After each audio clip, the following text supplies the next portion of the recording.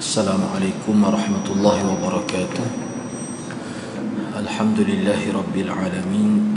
Wassalatu wassalamu ala ashrafil anbiya'i wal mursalin. Nahmaduhu wa nasta'inuhu wa nastaghfiruh.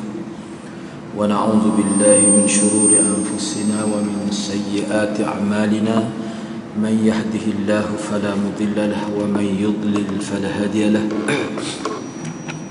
Rabbi shrah li sadri wa yassir li amri wa hlul 'uqdatam min lisani yafqahu qawli. Amma ba'd. Alhamdulillah, bersyukur pada Allah Subhanahu wa taala kerana pada malam ni dapat kita bersama. Insya-Allah pada malam ni saya akan sambung perbincangan kitab Mishkat Al-Masabih. Kitab Mishkat Al-Masabih, hadis yang ke-21 ya.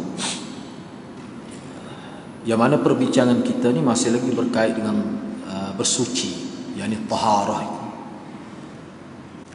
Jadi sebagai sambungan perbincangan hadis yang ke-21 pada muka surat 134. Muka surat 134. Jadi perbincangan pada malam ini sebenarnya masih lagi berkaitan dengan khilaf yang berlaku di kalangan ulama berkenaan dengan sentuh perempuan ini yang bukan mahram, sama ada isteri kah ataupun mana-mana perempuan yang sah kahwin, sah nikah. Jadi di sini seperti mana yang kita dapati dalam kitab-kitab, perkara ini termasuk dalam perkara khilaf. Bahkan di kalangan sahabat dulu pun sudah berlaku dah khilaf perkara ini. Baik. Jadi pada minggu lepas, pada muka surat 133 itu dikemukakan dalam nota ini antara sebab berlakunya khilaf di kalangan ulama kerana salah satunya kerana perbezaan memahami satu kalimah yang terdapat dalam ayat 6 suratul Maidah. Wa in kuntum marda aw ala safarin, itulah sampai kepada la'allakum tashkurun. Jadi kalimah yang menjadi khilaf, yang menjadi punca berbezanya pandangan ulama dalam masalah ini adalah kalimah la mastum. Hak kita bincang pada minggu lepas. La mastum. Cuba tengok muka surat 134. Jadi ulama berbeza pendapat. Saya ambil atas sedikit perenggan yang pertama lah pada muka surat ni. Ulama berbeza pendapat di dalam memahami makna kalimah la masa. La mastum tu maknanya, kalau dari segi terjemah bahasa Arab yang saya sebut pada minggu lepas, ini kalimah dia panggil bina musyarakah. La masa maknanya saling sentuh menyentuh. Dia ada makna perbuatan itu dilakukan oleh dua pihak. Oleh dua pihak. Kalau la masa satu pihak saja, terjemah harfiahnya la masa telah menyentuh olehnya. Kalau la masa saling menyentuh olehnya. Saling menyentuh, dia ada makna saling. Dalam istilahnya dia panggil bina musyarakah. Baik. Jadi bagi ulama yang terima bahawa ayat ini dibaca dengan la masa, la mastumu, yakni saling menyentuh yang berlaku antara kedua pihak, yakni pihak lelaki dan perempuan. Jadi bila kita pakai makna begitu, dia sebenarnya ayat ini dia merupakan satu kinayah atau bahasa yang tidak terang, bahasa berlapik kita kata, bahasa sindiran kepada bersetubuh itu. Dia tu tidur sekali dah tu. Kalau kita tahu apa dia tidur sekali, ada tidur sekali tu maknanya melakukan hubungan lah. Kadang-kadang dalam hukum fiqh, kalau perempuan kalau berkahwin tu tiba-tiba berlaku perceraian, mana kalau tidak tidur sekali, maknanya lain hukum dia. Hukum dari segi iddah pun lain. Hukum dari segi nak pulangkan mas kahwin pun lain. Tapi kalau dia tidur sekali dah, jadi kalau budak-budak tak faham tu tak pelik. Kalau orang tua tak faham juga. Itu masalah besar tu. Dia kata hak ni pula mas tumu ni maknanya bila kata saling sentuh, ini merupakan bahasa sindiran. Ini kata ulama yang mengatakan bahawa ayat di sini tak ada isu sentuh batal, sebab ayat ni berkait dengan persetubuhan. Berkait dengan persetubuhan. Jadi ulama yang berpegang dengan makna ini, mereka menjadikan ayat-ayat lain sebagai sokongan. Jadi selain daripada ayat surah 6, ayat 6 dari surah Al-Maidah ini, Bagi ulama yang kata sentuh di sini dengan makna setubuh, maknanya bagi mereka sentuh tu tidak batal lah. Hak jadi batal sini siapa kena mandi wajib dan sebagainya. Hak ni kerana la masa bersetubuh. Jadi ayat ni tak boleh jadi dalil bahawa sentuh perempuan itu batal. Sebab ayat ni berkait dengan setubuh, bukan sentuh. Baik, adakah lagi sokongan lain? Ayat lain lah yang kira-kiranya menyokong pandangan mereka ni. Ada. Misalnya dalam surah Al-Baqarah ayat 237. Cuba tengok mana ada kitab tu lah. Misalnya ayat ni. Ayat 237 surah Al-Baqarah. Wa in talaqtumuhunna min qabli an tamassuhun wa qad faradtum lahunna fariidah fa nisfu ma faradtum lahunna fariidah fa nisfu ma faradtum illa an ya'funa aw ya'fu alladhi bi yadihi 'uqdatun nikah. Gitu. Itu saya baca dalam bentuk gitu ya. Baik, jika kamu wa in talaqtumuhun, jika kamu menceraikan mereka di sini mana isteri-isteri, min qabli an tamassuhun, sebelum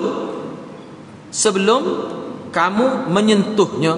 Tu kalau terjemah asalnya sebelum sentuh.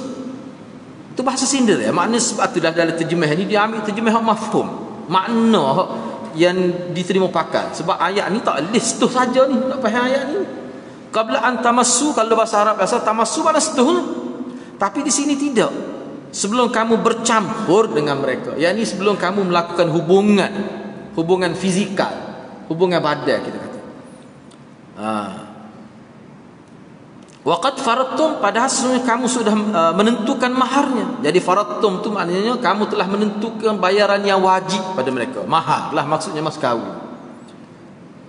Fa nisfu ma faradtum, maka bayarlah 1/2 dari mahar yang telah kamu tentukan itu. Ni kalau isu berlaku perceraian, bukan tebus talak hukum lain lah.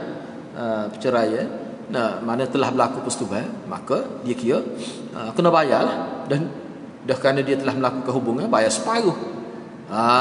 Tak apalah tu. Walaupun benda tu ada khilaf lah kalau dalam fiqh tu. Baik. Maka bayarlah 1/2. 1/2 ni makna separuh daripada mahar yang telah kamu tentukan itu. Kecuali jika isteri-isterimu itu memaafkan, tak payahlah dia kata. Ataupun wali dia yang memegang ikatan itu, makna wali dia kata tak apa. Atas persetujuan hukum mana pun. Jadi bila persetujuan dia tak timbul lah, kita kata duk kecek selepas tu. Baik, tak apalah. Kita tidak nak bicara tu di sini. Nak bicaranya kalimah tamassuhun. Nak bicara tu. Jadi ayat ni tamassu makna sentuh massa. Yang massu tu makna sentuh. Dan sentuh di sini bukan dengan makna sentuh. Bukan dengan pakai dengan makna hakiki, tapi dengan pakai makna majazi. Majazi ni makna sentuh sini bahasa sindiran secara kinayah kepada persetubuhan. Ni ayat ni pakai gitu. Walaupun makna asal ni segi bahasa makna sentuh, tetapi ulama tak faham gitu sini. Faham dengan makna sentuh tu maknanya setubuh. Jadi makna ayat 6 surah Al-Maidah, ayat 237 surah Baqarah ni, hak ni tak boleh buat dalil bahawa sentuh tu batal wuduk, sebab dia bukan cara hak tu sini. Dia bukan cara hak tu. Bukan bincang tu. Baik. Dia pun hurailah. Kita bacalah sini walaupun hak saya sebut tadi tu masuk dalam huraian ni dah. Dia kata asal makna kalimah tamassu. Massa yamassu. Tamassu sebab perempuan tak tu untuk menunjukkan perempuan lah. Yang berasal daripada massun, massa, dia ambil masdar dia. Asalnya massa kalau fi'il ni. Ialah sentuh, tu asal makna dia. Tetapi digunakan secara kinayah, yakni bahasa sindiran di sini dengan makna bersetubuh. Berdasarkan kepada pendapat ini, tiada hukum berkenaan bersentuhan antara lelaki dan perempuan dalam ayat 6 surah Maidah. Jadi ayat 6 surah Maidah tadi, wa in kuntum marda aw ala safarin tu, tak boleh kita nak guna ayat ni sebagai dalil bahawa sentuh lelaki perempuan batal wudu, sebab dia bukan cara ke tu. Dia cara kepada persetubuhan. Baik. Sebaliknya hukum yang terdapat dalam ayat 6 surah Al-Maidah merangkumi hadas kecil, iaitu datang dari tandas dengan maksud buang air, dan hadas besar iaitu bersetubuh. Di samping itu ia juga mengisyarat kepada kaifiat tayamum untuk kedua-dua jenis hadas. Jadi ayat tu nya ada 3 hukum. Pertama sekali hukum kita kata batal wudu. sama ada batal wuduk tu hadas kecil ataupun batal wuduk dengan hadas besar. Selagi mana tak ada air kena tayamum. Tu yang hukum ada dalam hadis ayat tu. Kira-kiranya gitulah, tak ada hukum hak sentuh batal, tak ada. Tak boleh nak guna. Ni kata ulama hak kata makna gitulah. Kekilah ke benda ni bagi ulama yang kata tak boleh nak buat dalih ni sebab dia kata tahu tu makna setubuh. Di samping itu ayat ini juga mengisyaratkan kepada kaifiat tayamum untuk kedua-dua jenis hadas. Jadi pandangan tersebut tiada hukum bersentuhan lelaki dan perempuan membatalkan wuduk. Disesuaikan pula dengan hadis-hadis seperti hadis. Dia kata kalau kita tengok hadis pun ada sokongan. Jadi bagi golongan ulama yang menerima pakai, yang menganggap bahawa ayat 6 surah Maidah dan juga ayat 237 surah Baqarah ni, dia kata ini berkenaan dengan persetubuhan. Baik. Sebenarnya ada hadis juga yang menyokong pandangan mereka ni. Contohnya dia pun mari hadis. Misalnya hadis riwayat Aisyah ni adalah Sahih Bukhari, ada sebuah hadis. An Aisyah zaujin Nabi sallallahu alaihi wasallam annaha qalat kuntu anamu baina yaday Rasulillah sallallahu alaihi wasallam wa rijlaya fi qiblatihi fa idza sajada ghamazani faqabattu rijlayya fa idza qama basattuhuma. Qalat wal buyut yawma idzin laysa fiha masabih. Daripada Aisyah radhiyallahu anha, daripada Aisyah isteri Nabi radhiyallahu anha, isteri Nabi sallallahu alaihi wasallam, bahawa dia kata saya pernah berlaku, bukan anak malam berlaku gini, pernah berlaku saya tidur di hadapan Rasulullah sallallahu alaihi wasallam dan dua kaki saya berada pada kiblatnya. Maknanya duduk merentangi kaki saya tu di arah kiblat Nabi. Itu maksud dia nya. Bukan di sebelah, maksud takut faham sebelah tu tidak pada tempat sujud. Ni pada tempat sujud lah. Bila baginda sallallahu alaihi wasallam nak sujud, dia meramas kakiku. Ramah tu tujuannya supaya Aisyah ejahlah kaki tu biar gialah lain. Gitu. Jadi dia ramas Ramazani ni makna dia telah meramas, dia buat gini dia buat gitu. Maknanya maka bila Nabi buat gitu, saya pun lipat kaki saya supaya tidak mengganggu Nabi nak sujud.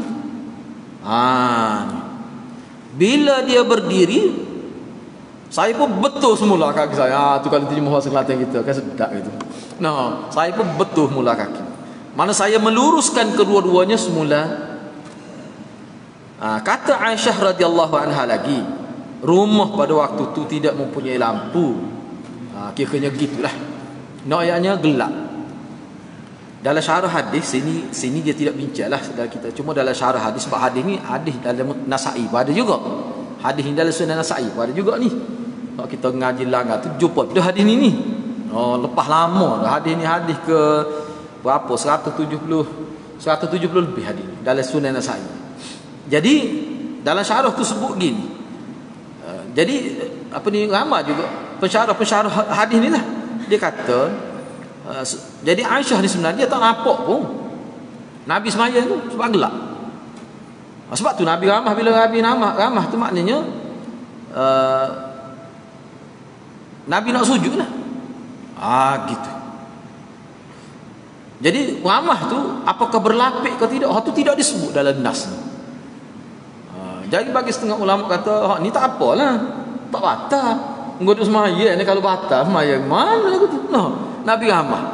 Jadi bagi ulama yang kata dak, sebab tidur suami isteri dia tidaklah kemah pakai baju tu. Sebab kita lah, kita tidur suami isteri tak okey baju, pakai baju sebab nak pergi kedai siap nak stocking kalau musim sejuk iyalah kita kata tengah luar lagi. Ni kan tidak disebut.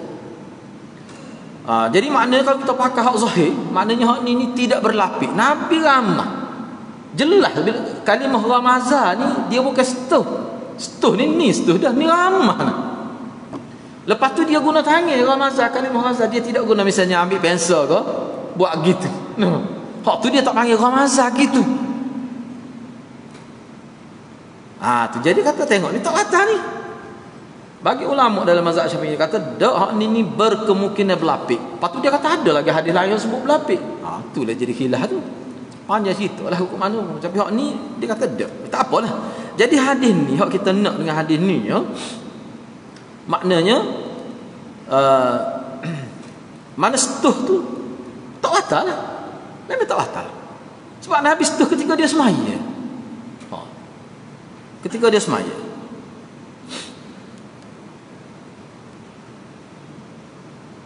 Baik, tak apalah. Dalam Sunan Nasa'i itu kita bincang panjang. Yang kedua,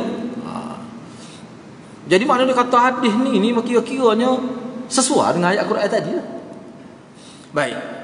Yang kedua, an Aisyah qalat in kana Rasulullah sallallahu alaihi wasallam la yusalli wa inni la mu'taridah baina yadayhi i'tirad al-janazah hatta idza arada an yutra massani bi rijlihi.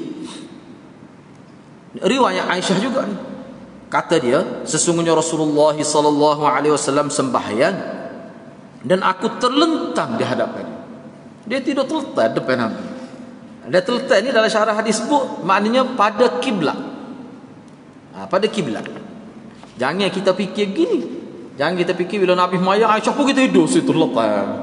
Tak ada ulama faham gitu. Maksud dia tidur, muka dia tidur dulu. Ni maya witir, ni selepas tahajud. Dia akhir ke tahajud tengah witir. Jadi makna dia tidur mana suami isteri lah. Jadi bila Nabi buka bilik tu sempit kan. Jadi bila Nabi bangun, Nabi semaya. Jadi bila semaya tu, setengah ulama kata dah tengok dalam hadis lain, asalnya keadaan Aisyah tu berada di melepasi ruang sujud Nabi. Aisyah tu melepasi ruang sujud Nabi, cuma dia balik. Seperti kita, kita tidur balik berapa mari kaki lah ni no. Jadi bila balik jadi kaki, jadi kena di ruangnya antara kaki dengan tempat sujud. Gitu. Sebab itulah bila baginda sallallahu alaihi wasallam melakukan salat witir, dia akan menyentuhku dengan kakinya. Hak ni setuh dengan kaki, tak apalah. Mana setuh dengan kaki.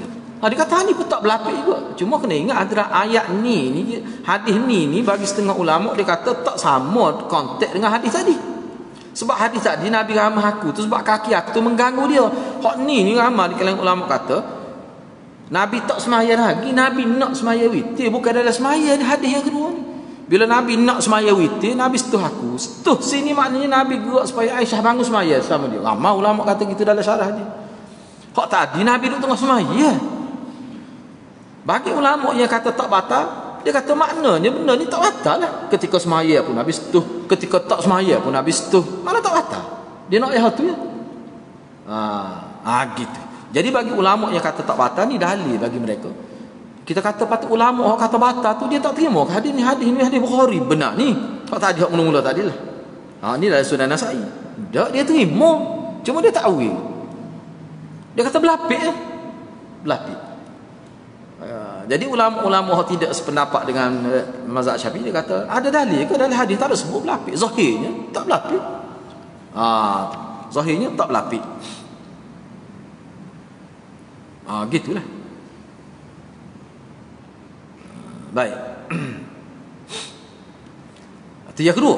Yang ketiga, riwayat Aisyah juga kata dia, faqadtu Rasulullah sallallahu alaihi wasallam lailatan min al-firash faltamastuhu fawaqa'at yadi ala batni qadamayhi wa huwa fil masjid wa huma mansubatan wa huwa yaqul Allahumma a'udzu biridaka min sakhatik wa bima'afatika min 'uqubatik wa a'udzu bika mink la uhsi thana'an 'alayka ant kama athnaita 'ala nafsik.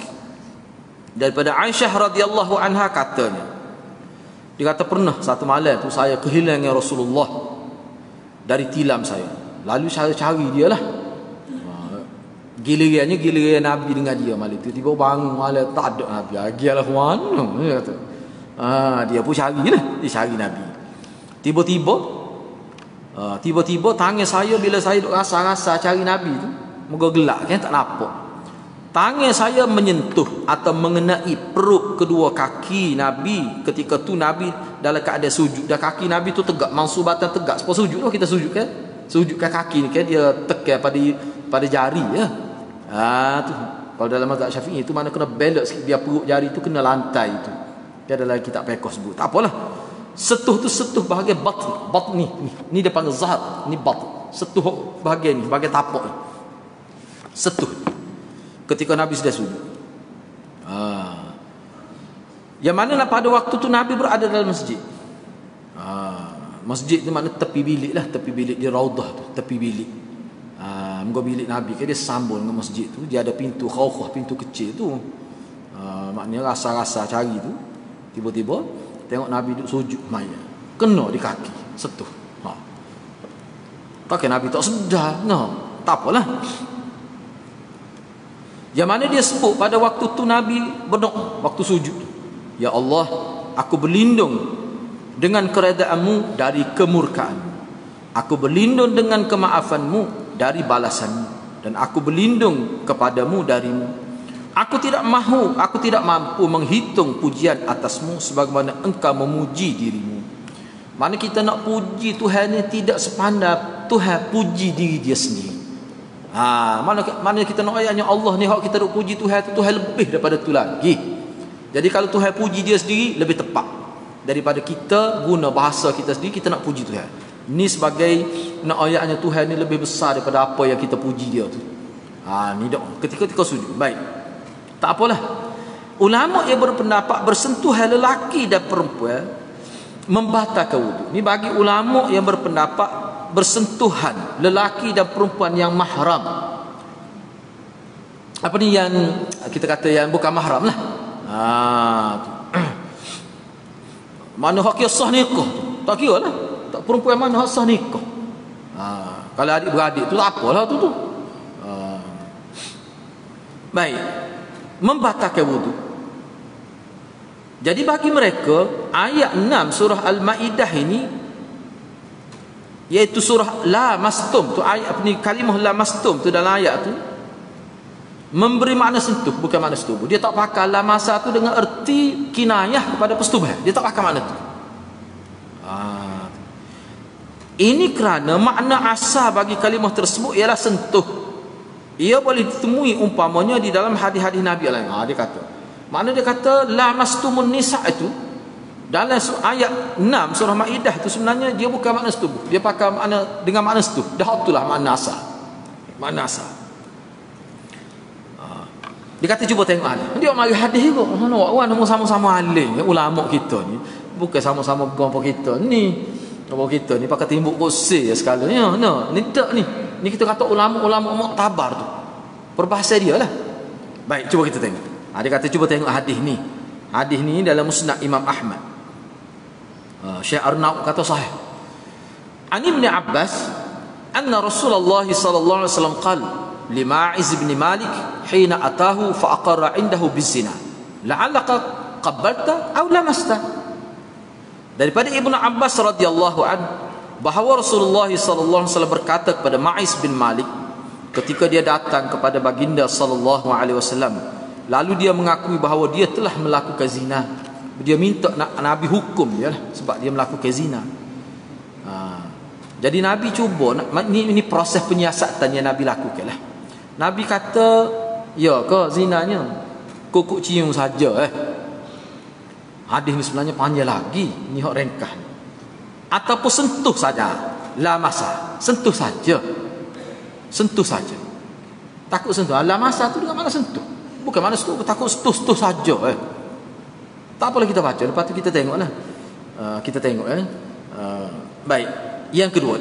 Baik. Di dalam hadis ini baginda menggunakan nama lams dengan makna sentuh. Baik. Yang kedua. An Abi Hurairah anna Rasulullah sallallahu alaihi wasallam qala kullu ibni Adam asaba min az-zina la mahalata fal 'ainu zinaha an-nazar wal yadu zinaha al-lamsu.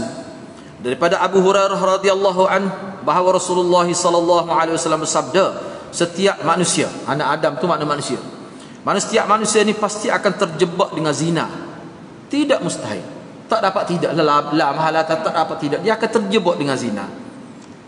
Mata zinanya ialah melihat. Tangan zinanya ialah menyentuh. Ini bukan zina hakiki lah, tetapi separa zina. Kira zina juga tu. Dosa besar dah. Misalnya dia lihat sesuatu yang boleh menyebabkan naik syahwat, jadi terganggu dia, menyebabkan jadi nyalah benda-benda gitu, benda zina. Kira zina. Tengok video lucah kau misalnya. Benda-benda gitu.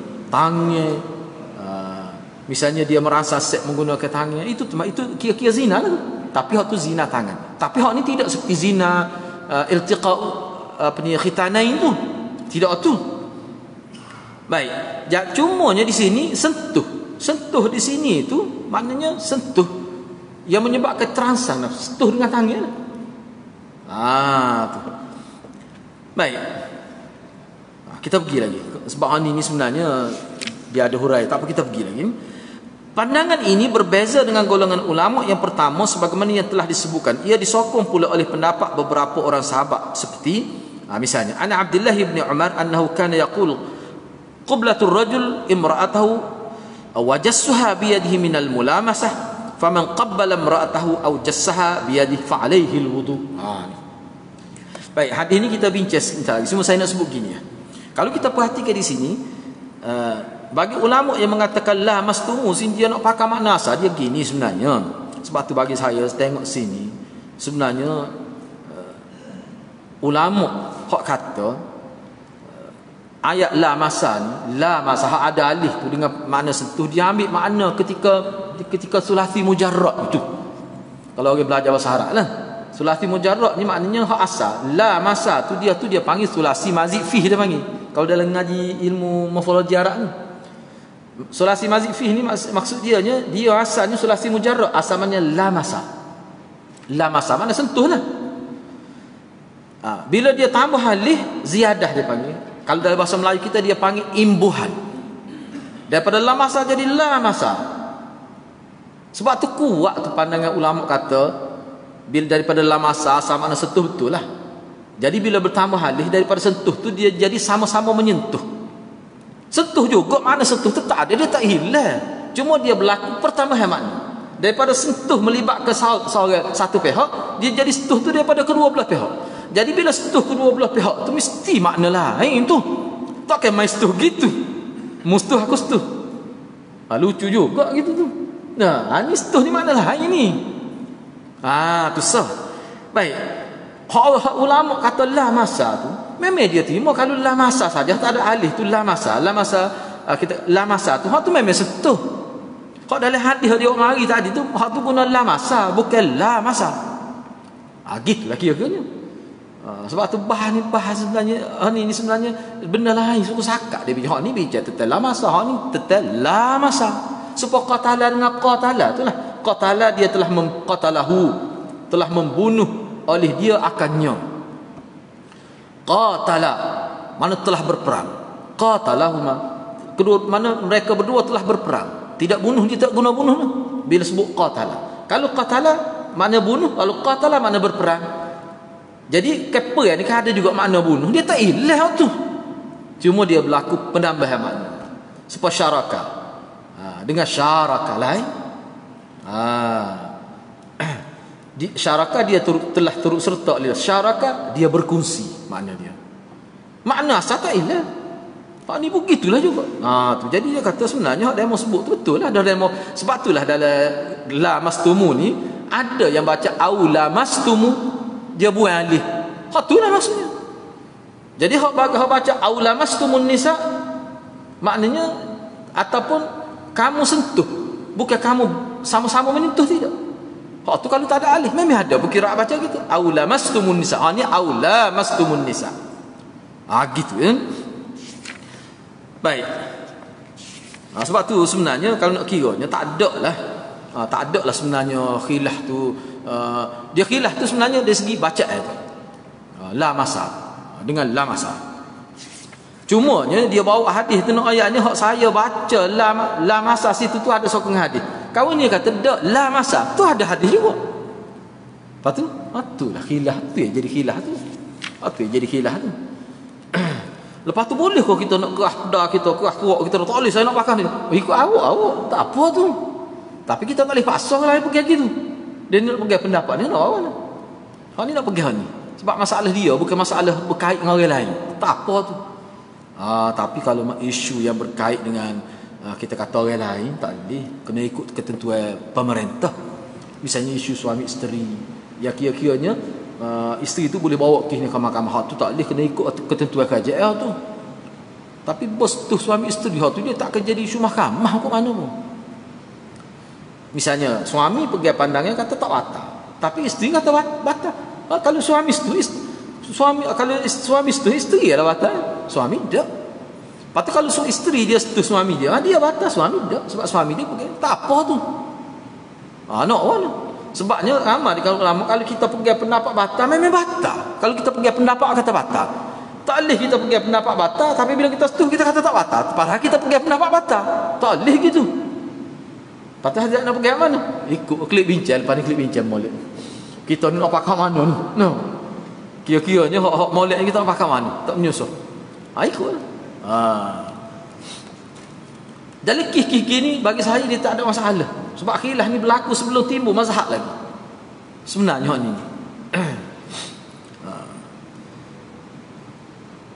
Lepas tu kalau kita kata, misalnya ada belajar dengan saya lah perempuan, udah kata tak sedap ustaz. Nak buat dah tak jadi macam kau kelihatan jadi riuk itu lah kata. No.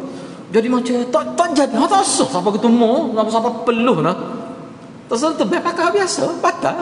Kalau kita ni, kalau kita tak perlu lama dah tu. Tak ada masalah. Gitu ya, tidak benar-benar gini. Baik, cuba kita tengok lagi ya. Ni. Dia mari ni. Jadi ulama yang kata bersentuh lelaki dan perempuan batal wudu. Sebab dia faham la mastumu ni dengan makna aula mastumu, dia takwil gitulah. Aula mastumu. Sebab dia kata kerana asal mana la masa tu adalah lamsun, sentuh. Jadi apa dia sebut sebenarnya ada disebut dalam hadis-hadis Nabi, misalnya begini. Tadilah hak Maiz, yang keduanya hak hadis riwayat Abu Hurairah, yang ketiganya ni. Muka surat 137. Jadi bagi ulama pertama kena ingatlah bila sebut ulama pertama, ulama yang kata tak batal tu. Pandangan mereka pegang kepada ayat surah Maidah lah tu. Tapi mereka kata tak batal sebab hal tu merujuk kepada jima'. Kenyataan mereka tu disokong oleh pendapat beberapa orang sahabat. Dia buat mari dalil. Ana Abdullah bin Umar annahu kana yaqul qiblatur rajul. Saya baca tadilah. Kita pergi pada terjemah dia tu daripada Abdullah bin Umar. Ni salah seorang tokoh besar, anak Sayyidina Umar, hak terkenal dengan Ibnu Umar. Dia kata ni panggil asal sahabat lah ni, asal sahabat. Dia tidak sebut Nabi sini, tapi dia sebut. Ni sebenarnya ada kaedah ni. Dia ada kaedah. Misalnya Abdullah bin Umar ni bila dia buat hukum, kadang-kadang dia tak sebut Nabi, maknanya hak ni mesti ada sandar daripada Nabi. Itu kaedah tu. Untuk sahabat saja. Sebab tu dijadikan hujah. Tapi orang lain tak boleh buat gitu. Misalnya ulama ke, jangan kita kata bila ulama sebut hukum kalau dia tak mari dalil pun hak tu kira dah ada dalil, cuma dia tak mari, tak boleh. Untuk sahabat saja boleh gitu. Tu ayatnya besarnya sahabat. Misalnya anda bila anda sebut, orang tanya mana dalil ustaz? Kalau anda sebut tu tak payah dalil lah. Salah tu gitu tu. Tak boleh, dia kena ada dalil. Kalau ulama, kalau sahabat tak apa. Sahabat tak apa. Misalnya sini daripada Abdullah bin Umar radhiyallahu anhu bahawa dia kata ciuman seseorang terhadap isteri dia. Mana seorang itu cium isteri dia ataupun dia setuh dengan tangan termasuk dalam mulamasah. Sesiapa yang mencium isterinya atau menyentuhnya dengan tangannya, maka hendaklah dia berwudu. Maka batal wudu.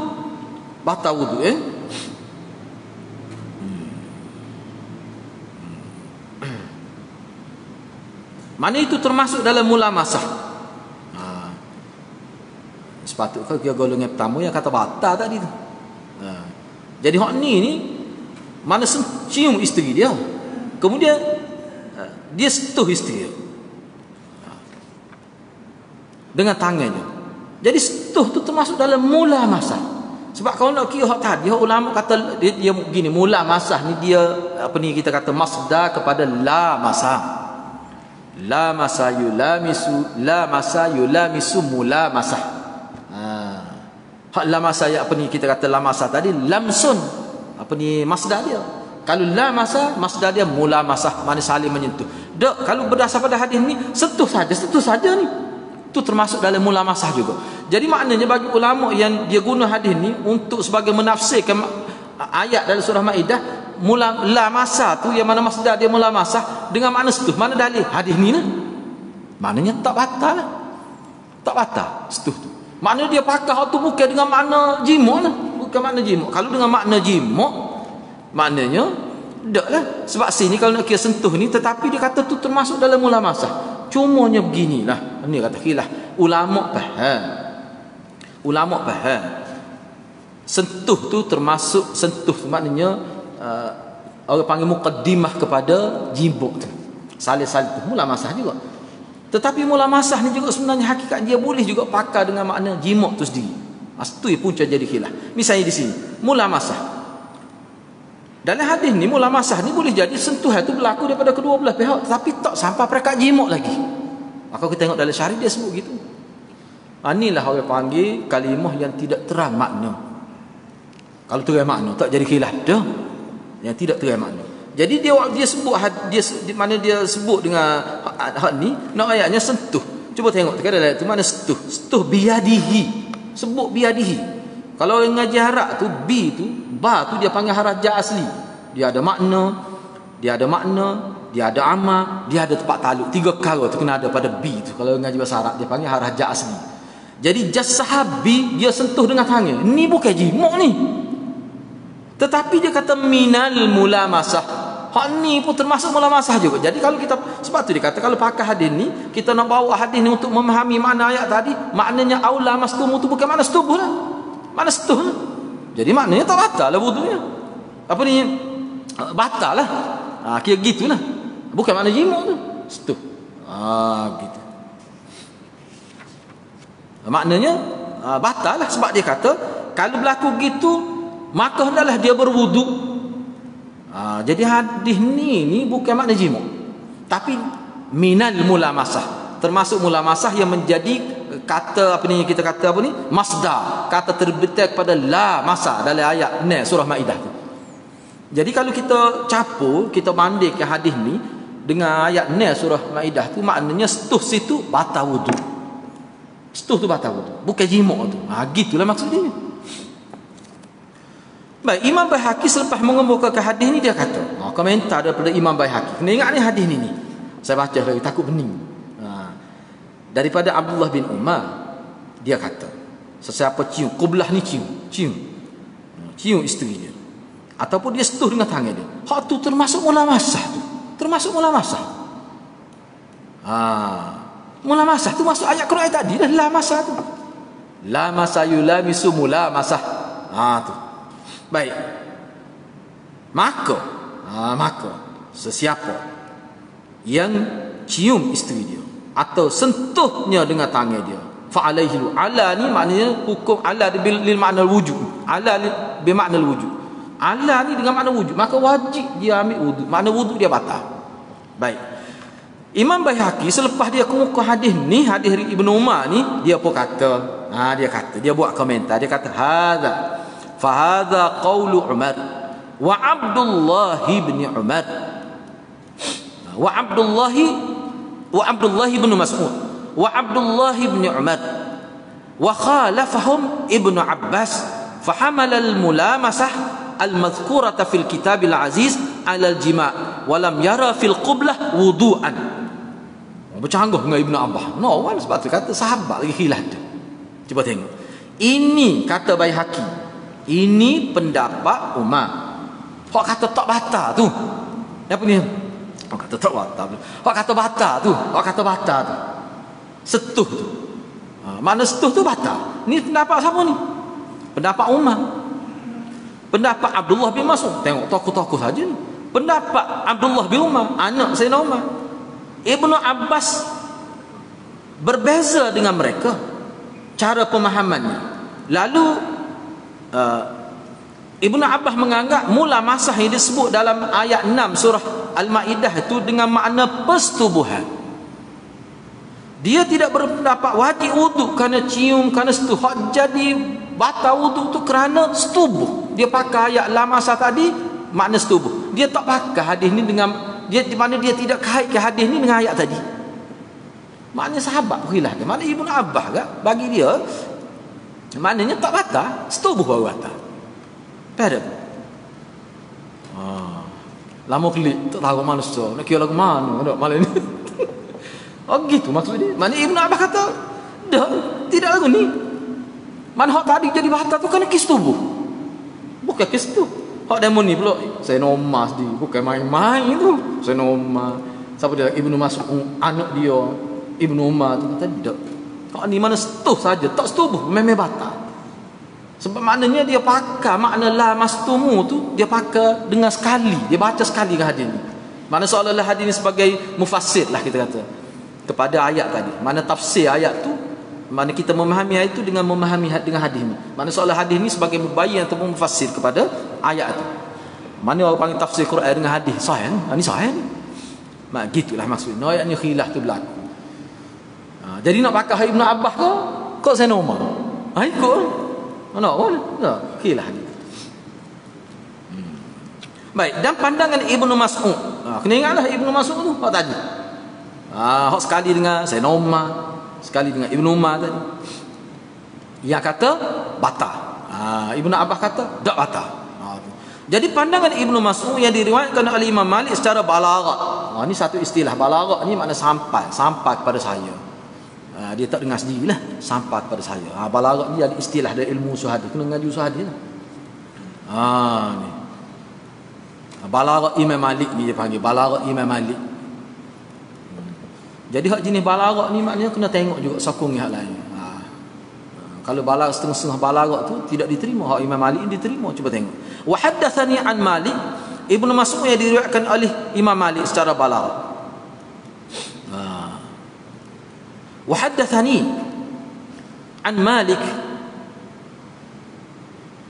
annahu balaghahu anna Abdullah ibn Mas'ud kana yaqul min qiblatir rajul imra'atahu al-wudu. Telah diriwayatkan kepadaku daripada Malik, maknanya anak murid Imam Malik lah ni, bahawasanya sampai kepadanya, yakni sampai kepada Imam Malik, tu dia panggil balagha, bahawa Abdullah bin Mas'ud berkata wudu, kena ambil wudu sebab seseorang cium isteri dia, makna setuh lah dia tu, kena ambil wudu. Maknanya Ibnu Mas'ud tu khilaf dengan Ibnu Abbas lah.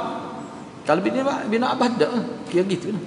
Oleh kerana terdapat perbezaan pandangan di dalam memahami ayat suratul Maidah di atas dan pelbagai hadis serta asar sahabat, maka ulama mengeluarkan pandangannya berbeza dalam masalah ini. Barulah dia buat kesimpulan. Cuba kita tengok kesimpulan dia. Yang pertama. Yang pertama. Ini pandangannya. Pendapat pertama. Bersentuhan lelaki dan perempuan tidak membatalkan wuduk secara mutlak. Kok mana pun. Setuh kau pegang kau. Tak batal. Kok secara mutlak. Sebagaimana beberapa dalil pertama yang telah disebutkan di atas.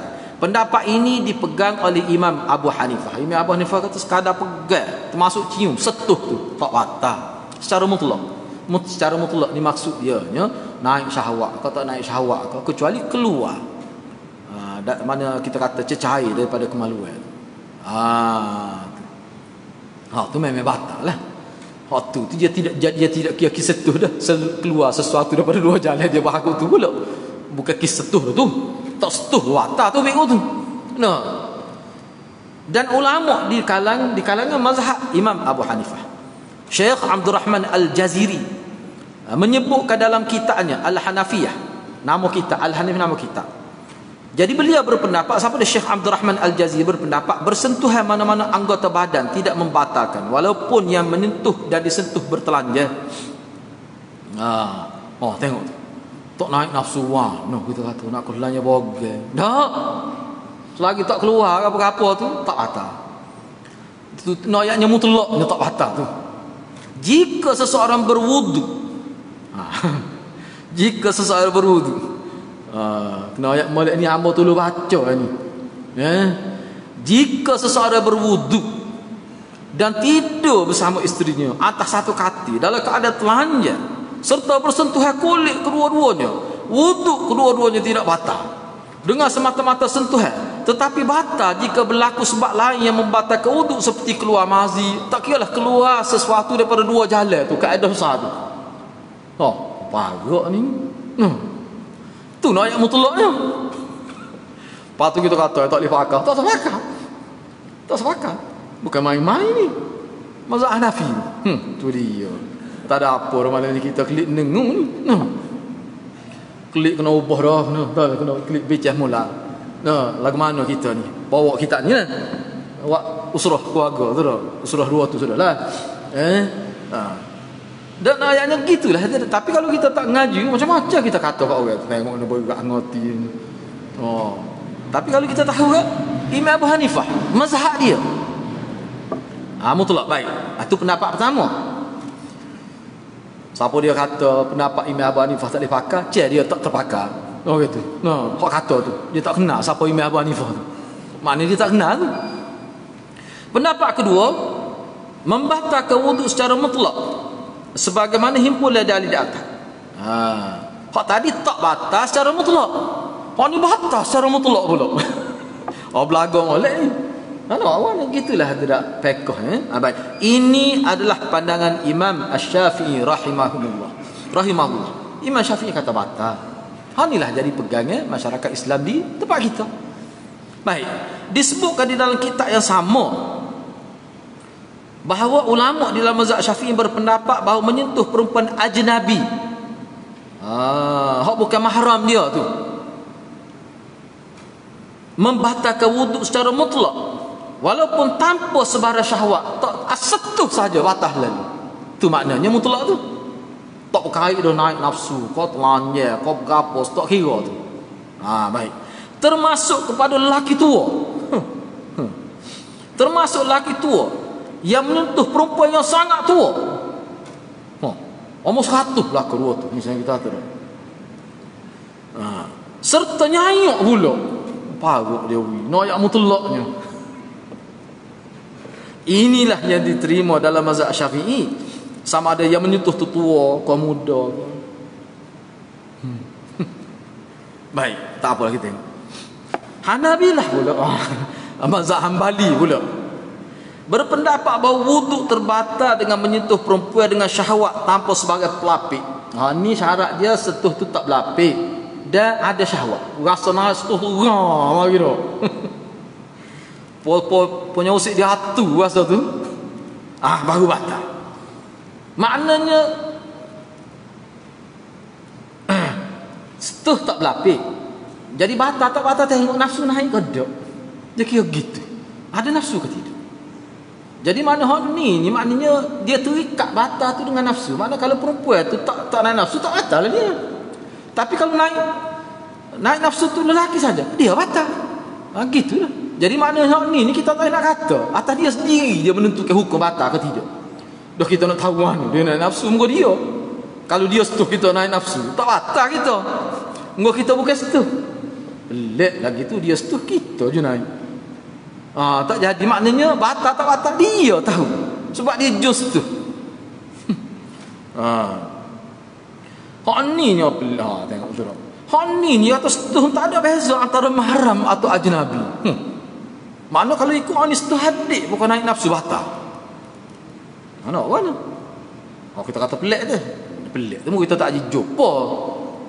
Kita tak jadi tahu. Tu rasa pelik tu. Antara yang hidup atau telah mati. Hak mati dah pun. Lepas tu kita kata ada kau restuh mayat ni nak bukan boleh kira nafsu manusia ni. Lepas tu kata lagu mana nafsu lagu. Tak sampai kira kita kira orang. Kita boleh hadir tak. Tiada perbezaan antara mahram atau ajnabi, antara yang hidup atau telah mati, muda atau tua, besar atau kecil. Jika sentuh itu berlaku pada orang yang pada adab boleh menimbulkan keinginan. Setuh budak pun kalau kiranya budak tu tahap tu jadi dia naik nafsu.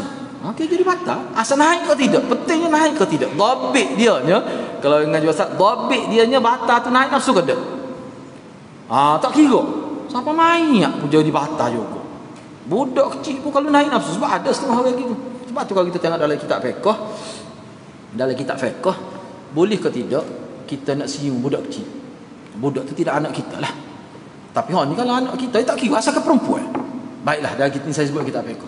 Kita boleh nak siu budak, nak peluk budak. Kalau sekiranya bila kita buat kita tak timbul nafsu. Tapi kalau timbul nafsu tak boleh. Kena jaga. Bila kita siu awas suruh. Lepas tu tak boleh. Mana kena ikhlas dalam agama tu. Ada kira gitu lah. Tu dia. Baik. Perempuan juga seperti lelaki, berkaitan dengan hukum ini. Tak kira lah siapa-siapa saja. Misalnya perempuan setuh lelaki, tali naik nafsu tak boleh kira batal. Bila walaupun tidak keluar sesuatu daripada dua jalan. Saya ambil sikit lagi, sikit apa habis ini. Jika seseorang perempuan menyentuh seorang lelaki, batallah wuduknya berdasarkan syarat-syarat yang telah disebutkan. Naik nafsu tadi. Ni naik nafsu Hambali ni. Sentuhan tidak membatalkan kecuali bagi mana-mana juzuk badan. Ia termasuk bulu, gigi dan kuku. Tidak batal wuduk jika menyentuh 3 ni. Ni dak ni. Kalau misalnya sentuh rambut dia saja ke, sentuh gigi ke, sentuh kuku, tu tak batal. Mana kulit je kira. Kita kata apa kerja? Sentuh gigi. Tak lah. Dia nak ayah sebab tu dia sentuh kulit. Tidak batal wuduk orang yang disentuh walaupun dia merasa ikhlas hati. Ni kalau sentuh gigi pun timur juga. Tak batal juga tu. Ni sebenarnya dia. Kalau dalam kitab saya guna tu, Syekh Ethiopi tu, dia bincang panjang lagi sebenarnya. Misalnya lelaki ni dalam mazhab Hambali ni sebut, dia kata ada dalil ke? Dia kata tak, ni ijtihad kuat dia lah. Ijtihad. Ulama Malikiyah pula tidak banyak berbeza dengan Hanabilah dari sudut membuat perincian antara sentuhan dengan syahwat ataupun tidak. Jadi kalau kita tengok masalah besar dalam lelaki ni antara tadilah dalam kita kata Imam Abu Hanifah dan juga Imam Syafi'i, tu ketara. Sebab tu mutlak tak batal, Imam Syafi'i ni mutlak batal. Tadi dia ada dhabit dia ada perincian dia. Semata-mata sentuh tak batal kecuali naik syahwat. Dan kalau sentuh pun dia ada perincian. Setengah ni bukan mana dalam mazhab Hambali sendiri pun tidak sependapat juga ni. Dalam mazhab kita kata mazhab Hambali dia kata kalau sentuh gigi, tidak kulit, rambut kau misalnya kuku, tu dia kata tak batal juga. Gitulah. Gitulah hati-hati dah. Bila kita kecek bab fiqh, gitulah sifat dia. Bab fiqh. Ni adalah khilaf mu'tabar sebab dia ada dalil masing-masing. Asasnya dalil Quran dan juga hadis. Baik, hadis yang ke-22, hadis ke-22 tu kita bincang menghadap pada insya-Allah. Mudah-mudahan perbincangan ringkas ini memberi satu kita kata ilmu yang berguna untuk kita, memperluaskan medan fiqh kita tu insya-Allah. Mudah-mudahan Allah berkati kita semua. Aku qauli hadza wa astaghfirullahal azim li wa lakum. Assalamualaikum warahmatullahi wabarakatuh.